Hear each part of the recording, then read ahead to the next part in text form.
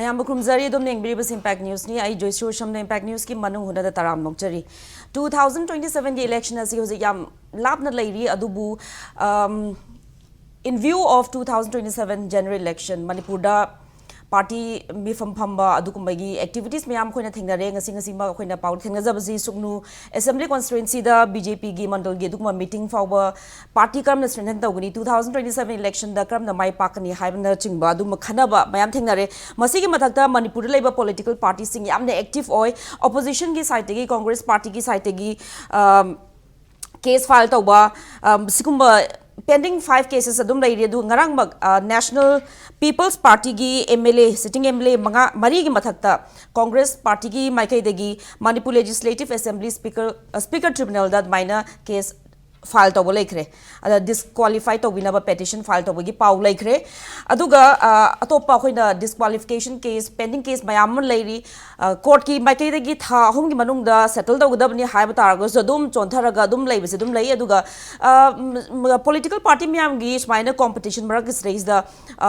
paliba ruling BJP gi moigi strength di karisu akaiba gi mamita da bukum su tawba aduga si myam in view of the upcoming elections smaina agenda smaina lambi yakpadi myam haunare adubu Manipur gi crisis ki matang da di chapchaba concrete step to khoina udi haina miyam na pen da bade dum foundry aduna ngasi khoina puzarba topic asi NPP disqualification reality check Hiramasida Manung Hutna khana binaba election biriba khoigi expert panelist na han bada hake right makta election biri Oza Pradeep Fanjawbam editor era Oza Taram Dokchari may I tham election biri Oza Lehau Thabam Sarachandra political analyst Oza Taram Dokchari and on my extreme right election biri Oza Yumnam Joy Kumar National Vice President National People's Party NPP Oza Taram Dokchari ngasi gi discussion sida khoina Congress ki maikai degi su spokesperson yawbina baina haizaki adubu party gi side tegi ngasi gi episode asida yawbagi khudong chabadu pibiraktre aduna ahan bu wanga se hak Oza Joy Kumar lakchege Oza hojik sitting MLA mari gi matakta sumaina Congress party na disqualify petitions mai tharak pase Congress ki magi strategy say is it the genuine move to uphold democratic norms or mere politicking ha na lobi gadra Oza gi mot kari Sigi matang da di amrom dai ta gadi ko si koi gi MLA marigi disqualification gi tharak pani ko adu da kai ngara hapet legal issue kano to da game da sidi it is not necessary be kano gi koi NPP gi mai ke gi thagadam ni hai laite anybody can adu it is up to the discretion of the speaker ngasai mado cognizance slow do once cognizance slow gadi then kind of the speaker has all the right to decide whatever he wants madu the pn gadi say for example disqualify tawren lorsi madu the pn gadi MLA sing they can go to the court aduga madu gi remedy kan to ye adu once it is in the kind of in the purview of the kind of the speaker ki leipta gadi I think there's very little the party can do adu gi kan to lere adu sigi matang de di ko kari manum gi toroino kholeino haibana singba adu gi du adi dum kan to dum thokchar kani kan to boge khobagi aina tab desu kano gi koina kano to bugi gi konar sangma gi kano maina kano da center da kano da JP ne da iba koi withdraw tore hana to ba adu matung da koi gi legidrba koi gi party president set ki kashina sumu kano da ira matung adu gi matung da kano na government gi honorable chief minister na ruling party gi MLA sing mayam biarga meeting am kawi havna tawuda madudai da moi mari yawi ko jige disqualified to han to is mari yawa moi soi yoramba kanoda to ba adude the bs go to ni hai in any case su mama to targeti ko you have to have certain evidence certain documentary evidence adu gidu the bs ga kana congress na ke moi negi Goswami na torpani hena adu mai to na tai madu tawga di well and good cannot let record my say to whom to quit or pony high play. Among the question maybe why not by the NPP? She kind of we were not very happy with the way the MLAs had behaved. Okay, I pet them Tonu Machi Tonu Kokan, I begin to them, Koimoida Masada, hide the Venate, Kota Venate. I do Moina Tobu Mongs later, that neither Tobu. I question so documentary evidence, Masagi, Toina Hatna, but Kiba Tarkba. No, that's why I don't talk to give Kanosi Karai, they want to come down to Congress of Panino. I think they're quite Pangdeba. I did cover the evening copen Aduni. I do not know documents in Yawi Korean Tom. I think Karam when I ask cannot was the Congress meeting to the cop NDA meeting name cannot get more ruling party ruling MLS meeting that day. High business in Masuhai. I do fact remains called Manipur labor being little government city. It's not an NDA government. City mumming the table city. She Mamangala government in which I was a deputy CM. I was mumming Tondeba. I do say that cannot have any NDA government have to do the high PR. I do see Matang the Nagua site, party site. We'll see what's the development. Very little we can do. I do the site MLA can Lami, Amadi, Mapanda, like Hiena, Obziki, say that Lacte. The party officer laga they explain under what circumstance to that's a different method. I have said at this stage there is very little the party can do to help you people. You have to face at the most you can meet the speaker that once the speaker in the Congress it is out of our hand. I have discussed the matter with the national president also. The national president so see labor development is fully aware of what have taken place. And he also was of the view call. Very, very little we can do. Let them handle it themselves. High biggie film Adom Delay. Tabu National NPP, Sagi, and can I be given 27 election lapay copy. Why? Election lapay the Loema cannot Aduga Adula Amaramda, I cannot and Congress nap Sigit initiative Lori Ishimori political cannot labor cooperate. I'm not going to question. The one Dopama Moit or Ponica Chukaide Aduga Aina Chum Kamata, why Amaramda Budi Congress will also compete against the NPP. Adu I give assessment that the NPP Jiki labor BJP su pamaktaba adu Congress su kya kana pamnadaba. This is my assessment. May not be true com. Labor si the NPP su mapangan kandam nate phattaba nate aduma koi we expect that we have a good chance. Say that talk say that how far she move coming from the Congress will damage that NPP have to give kandaba target. I don't think it will have any effect at all. Already MLA Maris disqualified Tauba Taragasu party that the hindrance lay roy. Kashu Sunga like that. Cannot say the Koju Yingji, Karai, the Kamaiton come, but Kanoda MLA Marisigi, Moigi, Kanota acts of omission and commission, Mam Si Younger colleague, Modi BJP, I'm not Nabagi, Mam speculation, Torishi, Modi NPP Tado, BJP, the Lipki, Mo Maliga, show them. I want to hike the Venate. I quite why, with the VI, Adubu, Kanota,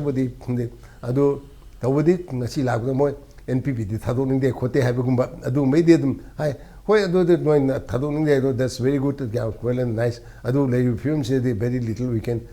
help you can help the way of the carino copenhagen I have already advised them adu ki cannot adu perspective thodong na cannot ngai gi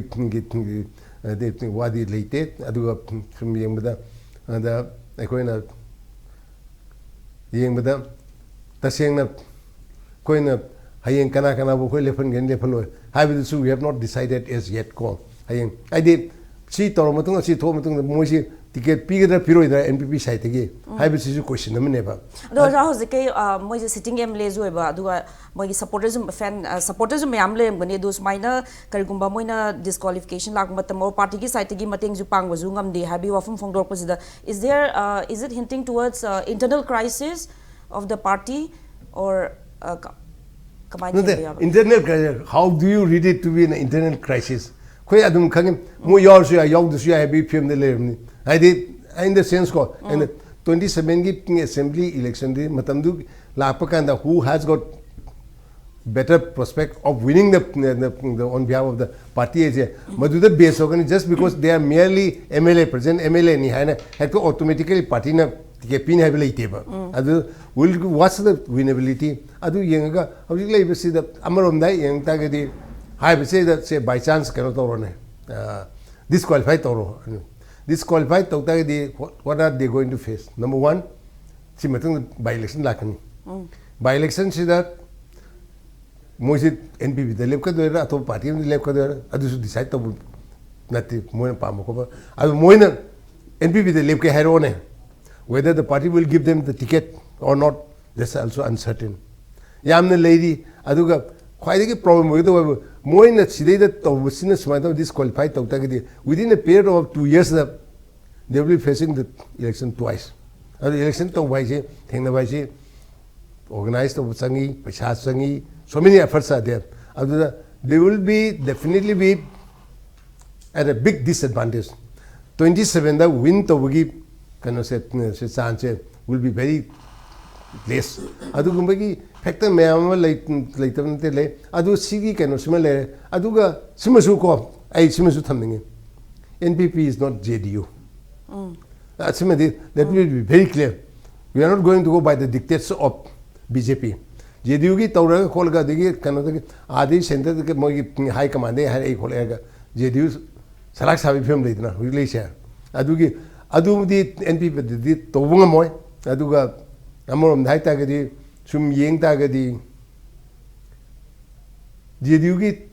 Laiba JDU the level development so it's an advantage for the NPP it's not an advantage for the Congress sunate BJP sunate ऐसे तौरी काम से कनोमक ता हारो को JDU की president Congress Lepa में दे कांग्रेस की chain तौर का डिस्क्वालीफाई तो लेबनी ने कांग्रेस हनिंगा की chances is very less other the मोई खरगा काहो बो खोलो अदु MLA सिंग सी अंडर द प्रोसेस ऑफ कनो तो वे फिल्म दे डिस्क्वालीफाई तो गे कई में डिस्क्वालीफाई कोट तौर है कि JDU तो मोई लेप की दरा ले पोइदरा नत्र BJP दे लेप तो इरा नत्र कांग्रेस दे लेप तो इरा नत्र NPP दे लेप तो there are so many questions adu sum yenga kanda di I may be wrong adu ai assessment that the NPP is at an advantage or with all these development sikha ai tham again thank you Azza under certain law Indian constitution gi makhada koi legal experts na maru na constitutional experts na lawyer rasu constitutional lawyer na masi pit to hum thoi sum lagi sum lawrung sangi ingonian na bugum bogi ukin na to do nate amana Manipur ki legislative assembly है बसे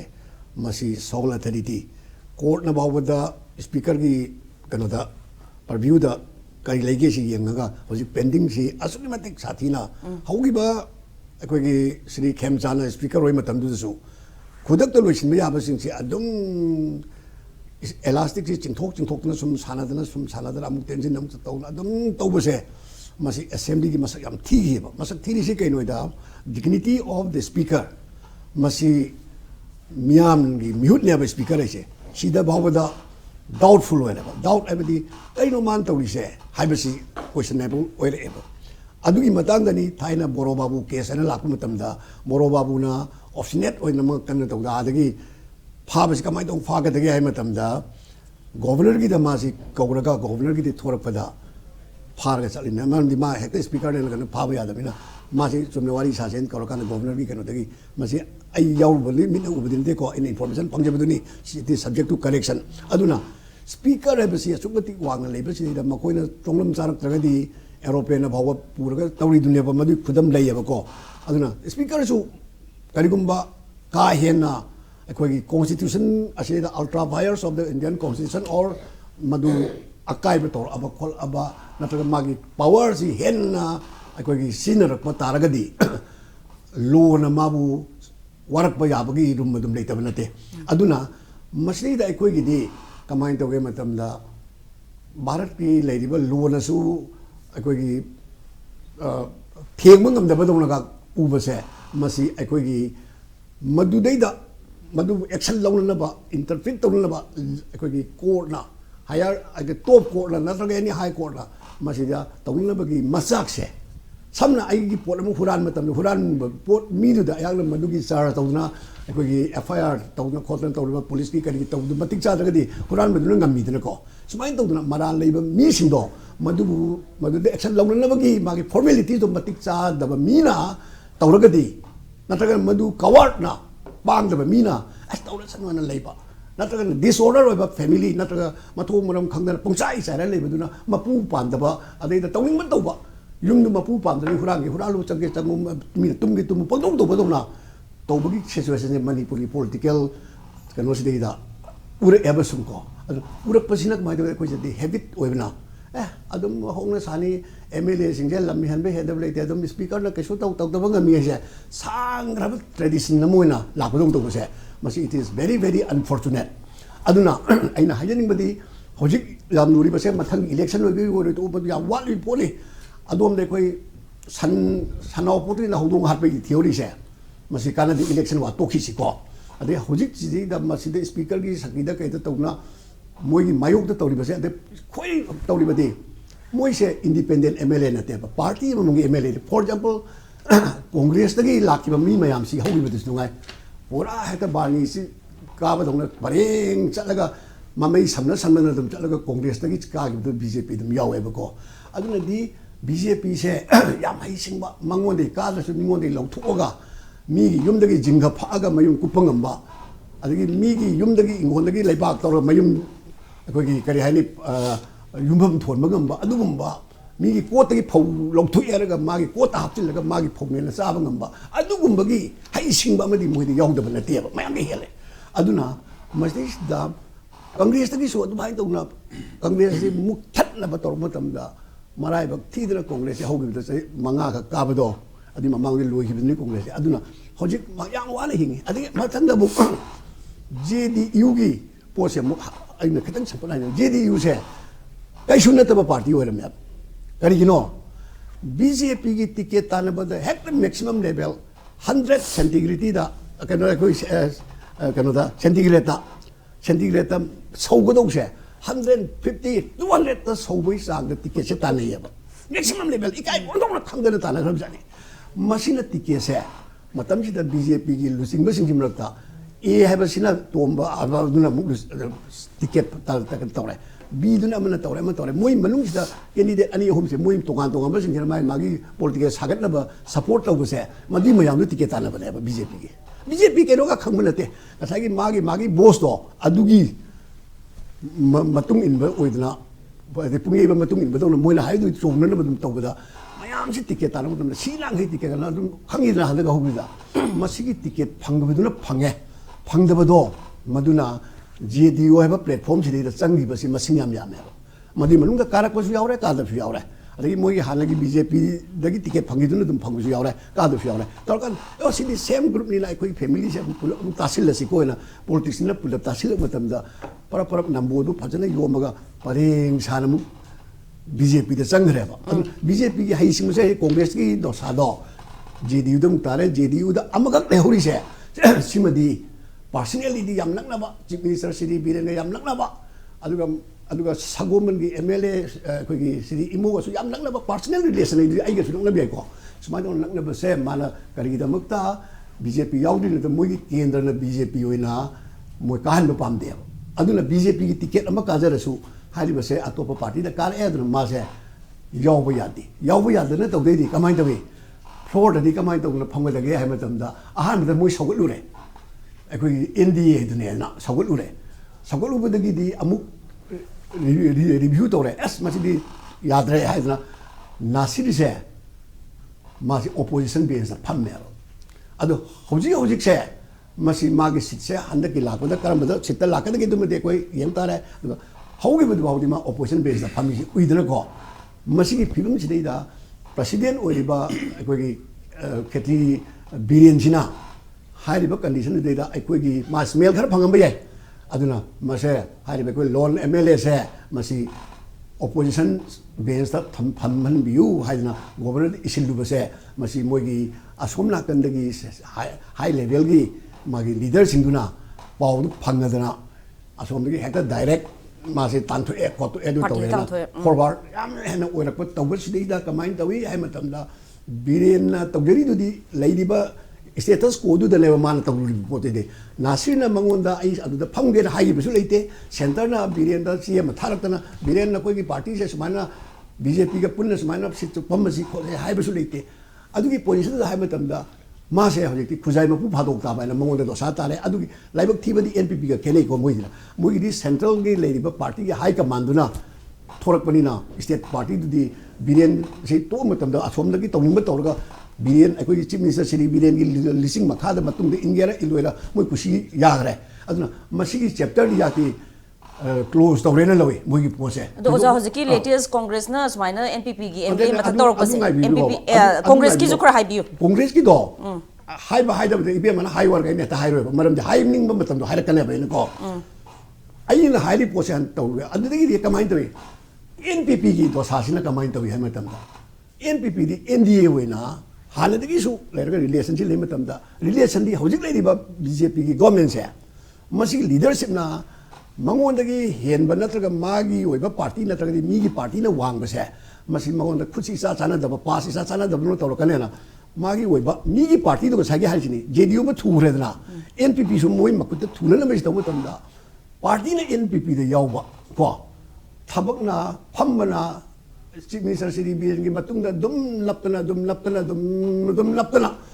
आइदी योसाबी की मनाकल लेबा आरपिंदो योसाबी से माने हेन ओइखिबा सुमाइन तो MLA मसिंग लेयबा NPP की हाइसि लोइ खंगनारो हातनी कैबिनेट मीटिंग यावबदी खंगे मीटिंग चटपदी यावरेदना एनी पार्टी की लेबा पोट अम लाकनुदा पार्टी की पोट आई थबम चलु गेरा सो चीफ मिनिस्टर श्री बिरेन की मीटिंग यावलिबा फोटो दा लोइन उरम हातनेबा को अदुना थवाइना ngасai am ledaina अखोई थवाइना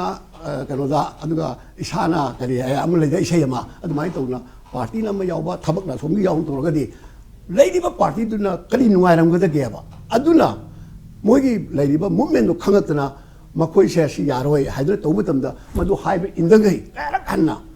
हाई लेवल दगी खंगदे कोरोना संगमादे खंगदे स्टेट की खंगदे लोइनमक तौरगा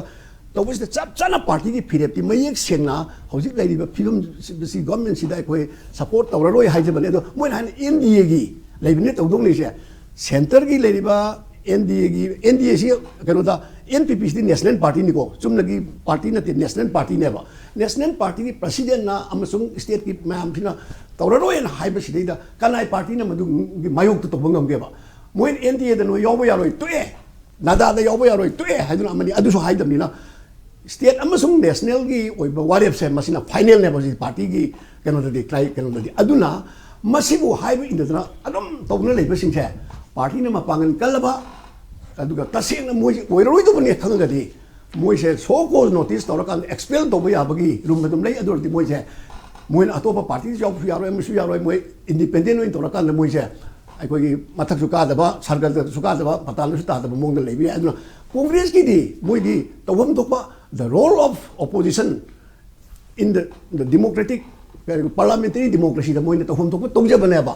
कांग्रेस नी मापांगन कनबा पार्टी नी माराय बक थी होजी ओपोजिशन ले जबनी सासोन कुइना पारकपा खंग खोतपा कैदो बदु इंटेलेक्चुअल लै मोगी लोई याम लै अदु होजी होजी मोई मंगा दो वरसु फनमंग चोंग तौरिबसे महिदा एनी पार्टी ना तोरपा मोई पार्टी ना तेन लेब नतेबा सिदि डेमोक्रेसी एबसि एनीबॉडी ना तोबा याय माय पार्टी ना इबदगी तोपा याय तनबदी तोपा याय नत्रगा गाय खोयना खामबा ओरम याय मदु अखोय मदु आउट ऑफ पिक्चर ने कांग्रेस ना उरिबा पोतुदी अखोयना पेलिबा सुमाना मासु राजनीति तौरीमिना मदुगी खुदोंग चाबदो मदेदा अहांगदु थमहोबा यादबिदंता कांग्रेस ने तौबनी अना कांग्रेस की पॉलिटिक्स ती तोंगान अमनी अदुना होरेन ओपोजिशन आइबसिदा लाक मतम ओपोजिशन की फोर्स दा सोमदा लेरगदी ओपोजिशन मा बांगजे मोय मंगादी हेंगकदोरिदना हौजिकती आई मथंग हाइजगे हौजिक बीजेपी की लेदिबा पोजिशन जिदि सब चाला पेनदबा मयाम जि लेरगदी मोयदी माइनॉरिटी तारदो बदुगुंबा सासोनी अदुगा माइनॉरिटी ताहनबा हैतबदगी lehan be wan haba adu moi manung da kai ra ba akoi gi kari hani hai amun ba kai ba dong kai ra ba pom kai ra sida madu thugai ba hita ba dagi mapum moina sum leibai wani aduna leiba sason ji da opposition je mapangan wali aduna mapangan kalai ta congress na kar tawri ba se masida party atai isna sambil laga di mapangan kan ba opposition ma oina di akoi na miyam gi wakhan je kharma gai di mai pakpa ngam gane na ji सिगसरदी अखोई opposition party ओनरी मागी relevancy लैगे हारगि सि तोटार ma'am तोरी ma'am से खोगी ma'am की असोइबा के असोइब थी वाता असोइब सि सोइदना बि तोवी अद मैम पॉइंट आउट तोवी सि दी अपोजिशन की मागी हाइतार मागी मैंडेट से दुने हाइतार रूलिंग पार्टी सिना पॉलिसी सेम कांसिदा करि दोइ सेमिनो हंग क्वेश्चन हंग बि पोसे सि पोसिदी तोम तोपनि माई दे सुकाइ जबराइन खले साइ अखोगी डिस्क्वालिफिकेशन का ला कांसिदी आइना सुमुजबददी अखोगी करीजन डिस्क्वालिफाई तौदे से अङोंददी खितंग तोय गसाइगी हाइरे पार्टी पार्टीना सुमाइना तो सपोर्ट तौदरे करिगम रूलिंग पार्टी सपोर्ट तौदरे है कांसिदा दी हाइस कमाय हाइदोनो हाइस अखोई एमएलए मैम सी सपोर्ट तौदरे ना मखु थांगला लाओ हाइरा अदुदी एंटी डिफेक्शन लॉ सुमा यावदे एंटी डिफेक्शन लॉ हाइरिसी अखोगी करिगम असेंबली द वोट नम तौरबा वोट तौर कान सम कांसिदा गन सी सरकार से मेजॉरिटी लेत्रे अद वोट ऑफ कॉन्फिडेंस ओनली है कांसिदा पार्टी ना द वोट हो कान वोट हो यारतबा अद डिस्क्वालिफाई तौबम लेरे मसाना आई पार्टी से नोय नुंसीद्रे याउनिंद्रे तो कोमा अनि क्लोज अनि लेसिबो मोय मोंदा डिस्क्वालिफाई तो याब पोसे अदमा ना साइगी इंडिपेंडेंट इन कावामना पार्टी में याओगे हाइरो हाई कांसिडर सो अदु याउ सो यादे अदु डिस्क्वालिफाई तौरे सी पोसे खर ले दु गन अखोइना मोय ना साइगी हाइबा डिस्क्वालिफाई तौनी हाइसी सरकार सपोर्ट तौई तौदी से कमाई प्रूव तौदे आई चिन हाइबदने दे यारबा साइगी अखैगी पार्टी ना हुइप मा जारी रकांसिदा सिदा अखोई पार्टी की थादनी हाई कांसिदा बो थादा बुंग ला कांसिदा मा सोइद्रे मा डिफेक्ट तौरे से मा पार्टी अगेंस्ट सो तौरे से अदा मोई मनुंगी फैमिली मसेनी खानाबै मोंदा अमना हाइरामा तौदे मा हाइमा तौदे दी अखोई लीगली रिकॉग्नाइजेबल होगदरा हाइसिमा अखोई तसेन सिगी नैना फंदो यारो का एंटी डिफेक्शन लॉ सी पोसि पन्न भाइदारे टेक्सचर देवा बलकदम ने साइ इंटरप्रिटेशन मा तुम खर लाने अरो तसेन ऑफेंस में लेसिंग हाइरो अखोई पार्टी ना तौनी हाइबदो तौरो हाइसी तसेन मु कांसिदा हाइदि हजिकदी अखोई सपोर्ट तौदरे हाइना सपोर्ट तौदरे कान फमिने हेदरे अखोई सपोर्ट तौदरे हाइसु हाइया दोय एमोय फमि चा थमिना मे हाइना असि डिस्क्वालिफाई तौसे यापुंते डिस्क्वालिफाई तौगे हाइगदी करिगुमरा अखोई कानसिदा वोटिंग तौरे पार्टी मन वोटिंग तौगा असेंबली मन वोटिंग तौ कांसिदा पार्टी ना तौसे हाइबि अगेंस्ट वोट तौर कांसिदा नत एब्सेंट तौसुने अखोइना एब्सेंट तौसु मासी कानसिदा पार्टी देगी तांथवे पार्टी देगी मसान ऑटोमेटिकली पार्टी के अगेंस्ट सब तौरे डिफेक्ट तौरे हैवी पोस्ट मागी डिस्क्वालिफिकेशन की कनसे लाकदौने मी एक चीज चांकदौने अद हजे लेसरे रेगोंद याम कना हाई लीगल ओपिनियन में लेजरंगने दसु अनोंद दिसम पार्टी ना अखोई सपोर्ट तौदरे हाइरे अदुगा सपोर्ट तौरी हाई कांसिल करी अप्रूव तौदने हाइसमै याम चाउ लाकदराइन खले अदुगा साइगे तसेन पार्टी ना मोइसिंग लम हेले तांथवेगा हाइरबा पार्टी हाइरबा दुइदी साइ मेक सेंग सिदा पार्टी याउद्रे हेद्री अदर मोइ स्टेटस कमाइ तौदनो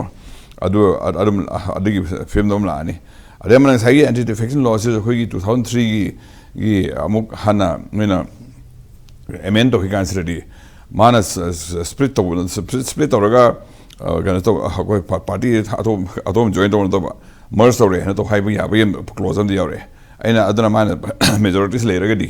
2/3 मेजॉरिटी लेरगदी पार्टी अतो मर्ज तो जगरे हाइबसिडी माइ डिस्क्वालिफाई तौदु सी हाइ पोलम यावबनिना अदि पोस्ट स्टार्ट तो माले हम द खोइ जीडी युगी ब्लॉक इना सम बीजेपी चंग्री कांसिदा डिस्क्वालिफिकेशन अगी कान क्वेश्चन थोके देना अमाइ तौदना लेरिबा एमएलए मैम सना खोइ अखोइ मर्ज तौजरगे डिफेक्ट तौनते अखोइ एमपीपी ले तंखाइ तारगा तौनते मर्ज होइन तौजरगे एमपीपी ओइन सपोर्ट तौनते अदु हाइला अगदी क्वेश्चन द अमरम चखिदौ माले दैने सुम उजबदरी साइगी एमपीपी रोमदगी पार्टी रोमदगी कनि लगदी से अखोइ मुसी अखोइना हाइ इन्द्रे तांथोए गाइन हाइराबा अदु रे क्वेश्चन खितंग लुरखदौ माले अद हजि सिदा एंगोंद याम कना कांग्रेस भी तौम थोपोइना हम तौरेको अदुगा तसेना एमपीपी देगी इलेक्ट्रगदी एनपीपी है एमपीपी पार्टी साइड की इतोपसु लेतबा पार्टी साइड की मोइसी तांथोए गाइन हाइबि गम लाइ हारोने स्पेल माइ लागदी खितंग अखोइगी क्वेश्चन सितंग लुरखदौ मालेबा नतबिदा अखोइना मनुंग दसुम अखोइ पार्टी सपोर्ट तौदरे हाइ कांसिदा हजि मैम सपोर्ट तौरी हाइसे कना करी बेसिस हाइदोइनो हाइसे एमएलए सिंग हाइबो करी बेसिस हाइबिरिनो अखोइ कनोगा चीफ मिनिस्टर चा थमिनारगदी सपोर्ट तौरे हाइरिरा kai questions la kan sida khumum le do man do ai su ujabda ado ta sena khoina proof point putho ke ha gadi khoi assembly sida khoi no confidence motion la no confidence motion la kan sida NPP go ne support roi party na khoi umjai khoi lo mak against halo hai kan sida na fourth how tan thok ha kan fourth how hai kan sida third draba na absent thora ado ni ma disqualification gi sigil ma gi kan se 10 schedule gi kan se phasa masana am yaw le jarame automatically tan thok te yar ro ri ta to na case on gi am khoi ki judicial review su ya hai ram na ha bagi original identification laws already speaker gi ruling si judicial review yaro in herman here supreme court na si overall roga kai ji henori ka ore adi judicial review ya have high hermina akoina kai disqualify to roga su amu kan judi kan sa court process to ba ada court na sai make sen na ga high close ma yaw le jar ma gadi ada ma court so kan mangam roin kan je roga da sen na ve ba haji matang si su akoi NPPC kan sida BJP sarkar support tawdre hai kan sida na party president hai kan sida mayam na say moi support taw leiri is kamai haibir no hai kan sida khoina adu prove taw tan na prove taw hai si nata bi dasu mayam ai khabar photo yaumina ro me ade moi picnic chamina ro chak chamina khare hai kan sida khoina party sum support taw hai si ya pon te enough evidence oide evidence ge hai gi sai party sida akhoi kan assembly sida karima issue of the vote on against mana against the vote of the heba nadra vote of the absent of the hebumba silaga the anti-defection laws is apply to yare me from the meeting the yawagi soi gidi yaro me haisidi me hoya mo resolution ta ko pole ele adu di party haidar party gi moc yaro me ta thok ta koi assembly gi ruling gi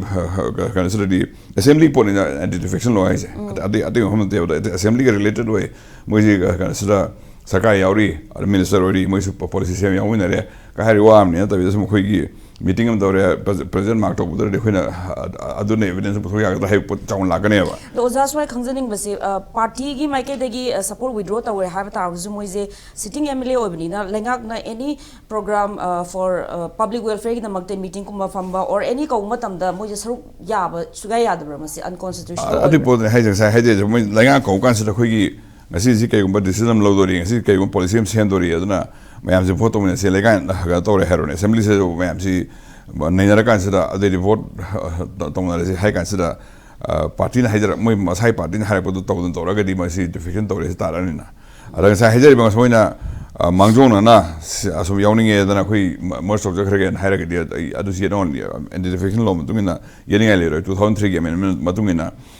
khoi na defect to na te khoi de som yaw ja khre pro me yaw kan sida adu to kan sida moi close am shaw re ga imba minority amana akhoi party sigi majority heli legislature party hai tare ko polop ki party na to magi legislature party sina moi MLA mari karak pada home jong thwa kan amal ho ge ha kan sida masu disqualify to ro close mana minority or party hani original party le jo ke kan mo su disqualify to ro aduna JDU to rise aduna amak tang le ho ge ha kan mas disco ad majority ne cha asum chala se hai na chalo ha kan amana chacharo ne ho kan masu disqualify to de that ke have a merge of the hekong must on ki see is so we anti-defection law make sense me yaw le japon ne aduna see letter of the law already hajiki posi party or electric diam kan ni pangan yaw do ma de mo si chung thwe heavy evidence late ad party ha kan party ta thwe ga ha ga so soidre ad party ta thwe ha ga na sum de mo gi tour sa pe yaw na le re alam ko be yaw na le re ha biduna re di aduna evidence is disqualification evidence we need has it in some